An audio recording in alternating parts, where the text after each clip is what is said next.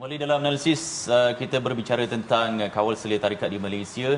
Kalau tadi ada disentuh tentang persepsi ataupun pandangan segelintir yang melihat tarikat ini sebagai sesuatu yang sering dijadikan tomahan, terlalu eksklusif, diamalkan secara tertutup dan sebagainya. Saya nak ajukan soalan kepada Dr. Firdaus.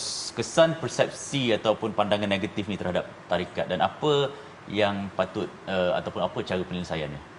Baik, kesan persepsi negatif kepada persepsi negatif lah kepada tarikat itu, kita dapat lihat hari ini, bukan hari ini saja.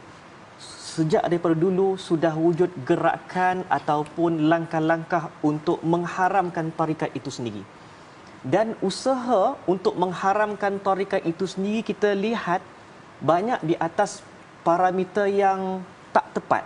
Bukan di atas kayu ukur yang sepatutnya. Dan yang membuat judgement terhadap tarikat itu katanya sesat. Sebab tu tak boleh pakai kata istilah tarikat sesat. Kita kena guna istilah ajaran menyeleweng. Kalau nak kata sesat, jangan sandarkan kepada tarikat. Jangan kan. Dan usaha-usaha ini yang cuba mengharamkan tarikat ini, kita lihat lebih kepada berbaur hasutan dan sangkaan. Mereka tidak merujuk kepada pakar-pakar itu sendiri. Kita faham dalam apa kita tahu likulli fanin rijal, ada orang dalam pakar bidangnya. Kalau macam di peringkat JAKIM sebagai contoh, sekarang kan sudah ada panel pakar tasawuf sebagai contoh. Dan bila timbul sesuatu masalah, adalah penting untuk kita melihat kepada punca ilmu itu. Hukum hakam, lihatlah dalam bidang fiqh. Kalau berkaitan dengan akidah, lihatlah dalam kerangka tauhid. Dan bila nak membahaskan tentang tarikat, masukkan dan bincang dalam perbahasan ilmu tasawuf. Dan kena merujuk kepada mereka yang pakar bidang. Bukannya di luar bidang. Jadi masalahnya hari ini kita lihat netizen sebagai contoh. Semua nak bercakap. Maka timbullah mufti-mufti yang tidak bertauliah. Maka sebab itu sudah sampainya pada hari ini, kita mesti berpegang kepada badan berautoriti. Betul. Konflik yang berlaku, polemik yang berlaku, mesti kita serahkan kepada badan berautoriti kerana mereka itu ada dia punya SOP, gerak kerja dan pemantauannya. Dan yang lebih penting, semua golongan asatizah, ustaz-ustaz, golongan ahli akademik, semuanya golongan profesional mesti meyakinkan masyarakat ke arah keharmonian. Caranya ajak semua beri sepenuh kepercayaan kepada badan berautoriti untuk selesaikan masalah-masalah khusus berkaitan dengan tarikat tasawuf ini.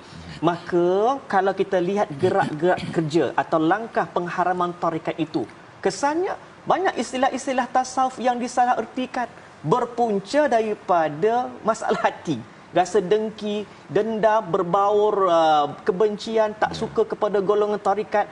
Padahal setiap istilah itu mesti digarapi, mesti diteliti berdasarkan konteks dia.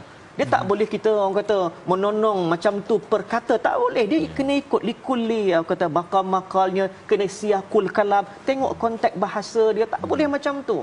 Maka dan antara kesan yang lain, selibas-selibas tarikat tasawuf itu banyak cuba dihilangkan. Bahkan kita tengok perkataan tarikat itu sendiri dulu, contoh tasawuf kan, dulu pakai tasawuf, lepas tu dihilangkan tasawuf, guna ilmu akhlak pula. Now sekarang kita pakai ilmu etika pula dah. Itu antara benda-benda tak tahu kenapa orang memandang tarikat ni seakan-akan ancaman paling besar dalam dunia, dalam negara. Padahal banyak isu-isu yang lain lagi. Sepatut kita melihat sumbangan tarikat tersebut dalam pembangunan modul pengisian jiwa. Ini yang paling penting. Sebab bila mana ada gerakan mengharamkan tarikat, kemudian silibusnya itu dihapuskan. Lepas tu pula dia punya buku-buku tasawuf itu akhirnya berkurangan kan? Sebab orang dah mengharamkan tarikat, cara fikir orang, oh ni tasawuf ni tak betul ni, tarikat lagi apa pula. Jadi akhirnya kita memandang modul pengasihan jiwa itu yang paling mahal. Modul itu hilang dalam dunia tanah Melayu kita. Sebab untuk setiap bidang itu dia ada modul masing-masing. Kita nak memahami tentang hukum fiqh sebagai contohnya, fahamkan modul melalui kerangka mazhab, itu contoh dia.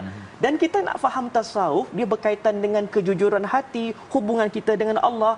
Kita kena gunakan kerangka tasawuf itu melalui madrasahnya adalah tarikat. Sebagaimana nak faham fiqh dengan mazhab, begitu juga nak faham tasawuf dengan tarikat itu sendiri. Dan akhirnya benda yang paling besar, menatijahkan cara pemikiran umat Melayu kita hari ini.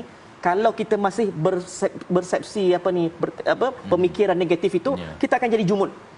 Sebab kerana ni tak boleh. Sikit-sikit bid'ah, sikit-sikit haram. Memang kerja kita nak menyesatkan orang lain ke? Sampai bila pun. Tak selesai.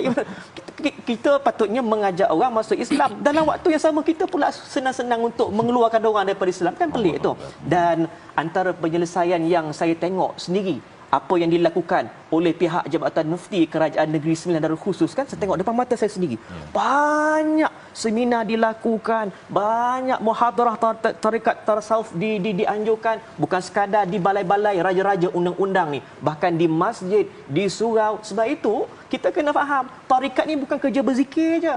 Dia sebab tu kalau tengok dalam enakmen tarikat tasawuf 2005 kan, disebut selaras dengan subsection 10-2E, setiap tarikat yang berdaftar wajib menjadikan pusat pengamalan tarikatnya sebagai pusat pengajian, tempat dengan ilmu. Sebab itu tak boleh kita kata ni sesat, mudah-mudah nak simpi kata ni sesat, tak boleh. Dan antara penyelesaian lain, kita tengok pihak Jabatan Mufti Kerajaan Negeri Sembilan sendiri begitu progresif, aktif menerbitkan banyak bahan-bahan bacaan, bukan sekadar dalam bidang tasawuf. Fiqh hanya, tauhidnya, pelbagai bidang yang lain. Bahkan dalam waktu yang sama diketengahkan tokoh-tokoh atau pakar-pakar bidang yang berbeza-beza, ulama-ulama tokoh yang sufi. Dan yang paling besar yang kita kena highlightkan di sini adalah penyelesaian kepada persepsi negatif, nak bendung masyarakat tadi daripada terus menerus kepada assumption, sangkaan, dakwaan, berbau hasutan dan sebagainya. Dan kita kena highlightkan bahawa tarikat ini ada proses SOP-nya. That's why adanya penggubalan enakmen tarikat tasawuf Negeri Sembilan 2005. Perlu elak, terlalu banyak berprasangka ni. Dia tak ke mana pun.